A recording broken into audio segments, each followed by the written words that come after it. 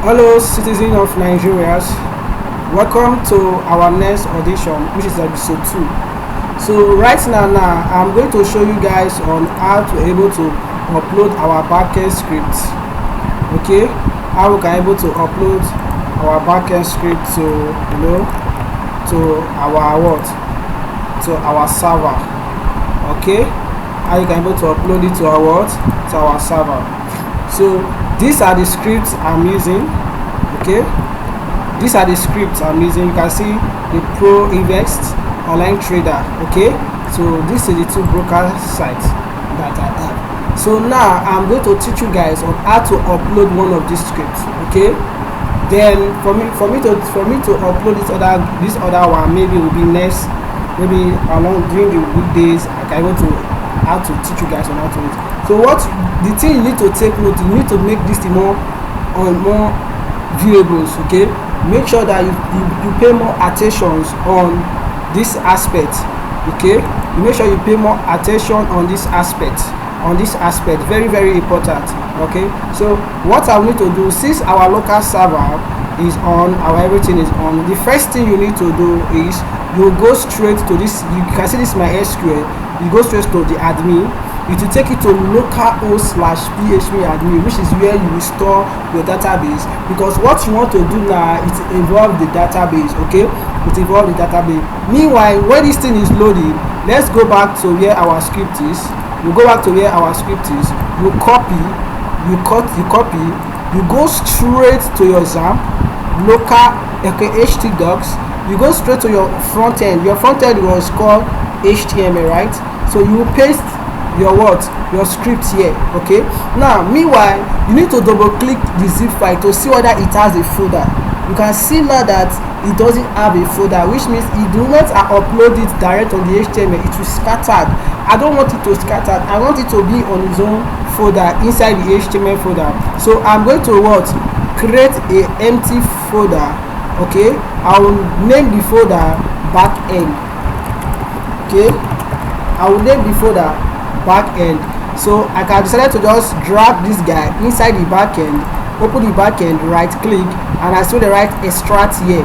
So I'm going to extract everything inside the backend folder. You can see now that everything is being extracted inside the backend folder. Assuming I did not click it before I extract it, it will scatter inside that HTML, which is very wrong. I want to be seeing my backend, and I want to be seeing my front end.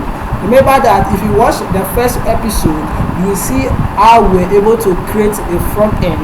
Now this is the backend. Remember that this particular script I'm putting right now, it has its own front end. So but you will see the magic I'm going to play right now. I don't want to use this particular front end. I want to use the one that I created, which is the one that I scraped using my H2 track.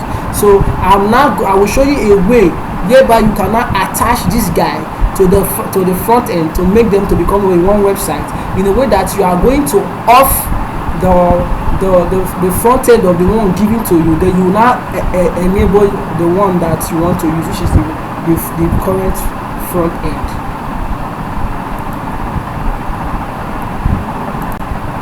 Okay, the thing is extracting. So let's go to our browser. You can see now that our server has already coming. Okay, and for you to access it manually, you just type localhost/php-admin. But you can for now type localhost/php-admin. What you need to do, you just go straight to this admin and click on it. It will take you to the browser like this. So what you need to do now, you click on new to create a new database. Before that, you go to open a notepad to jot down details. You need to jot that details, because these details is very important, and these are the details you are going to use. So the process of how you are uploading it using the local server, that is how you are going to upload it when you put it on the live server. So there is no difference there. So you have to pay more attention when uploading it on the local server. So you go straight to new. Okay, I want to create a database name. So you go straight to new, then you give it a name. I can name it Forest. Okay, and I'll click on what? Create.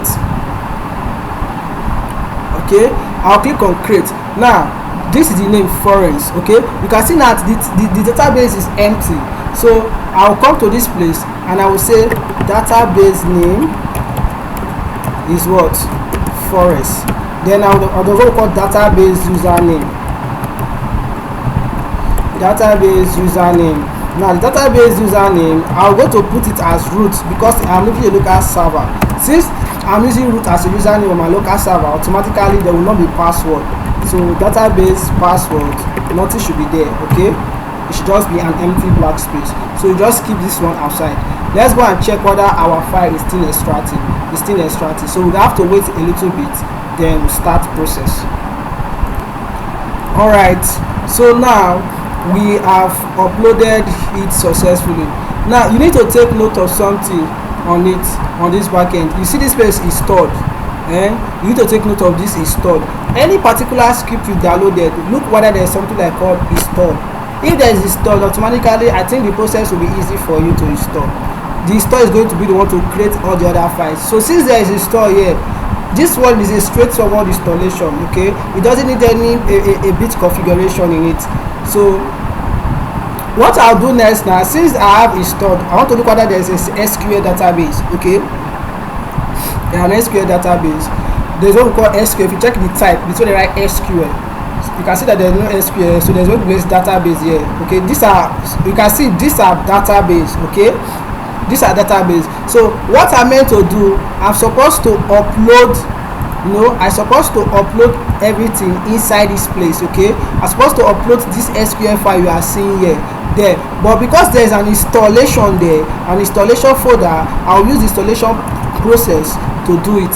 So what I'll need to do is remember that my back, everything is inside my backend. Okay, so for me to locate my backend, what I'll do is what, okay, if you just click here like this, you will see, look at it. If you click on HTML, this is the backend. You will say localhost/html/backend.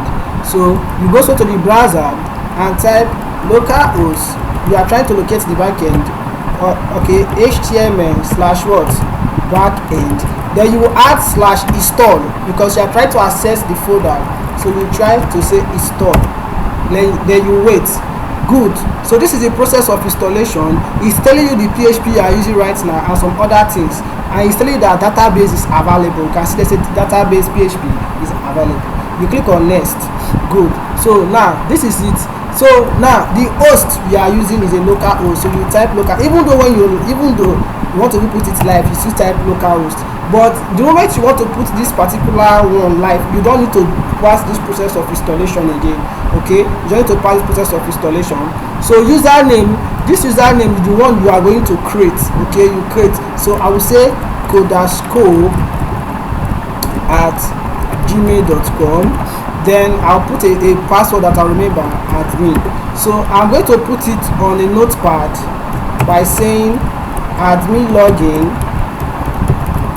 I think I use email. The image is codasco@gmail.com. Then the password I use is admin. So okay, I've documented down. So then the database name, remember when we are creating the database name, we use what we call the forest. So you copy forest and you paste it there. Then you click on what, next. Okay, you click on next. Okay, the username here is not supposed to be, root. Okay, then the password there should not be password, because that is exactly what is there. So we are trying to configure a database. Please, sorry for that. We are meant to configure the database. So this place is the configuration of database, not from my main database. Okay, so you put username. Since there is root, there is no password yet. When you want to install it on a local server, because the default is that since there is root as a username, you don't need to have password. But remember that everything should be in place, and this was exactly what we just feed just now.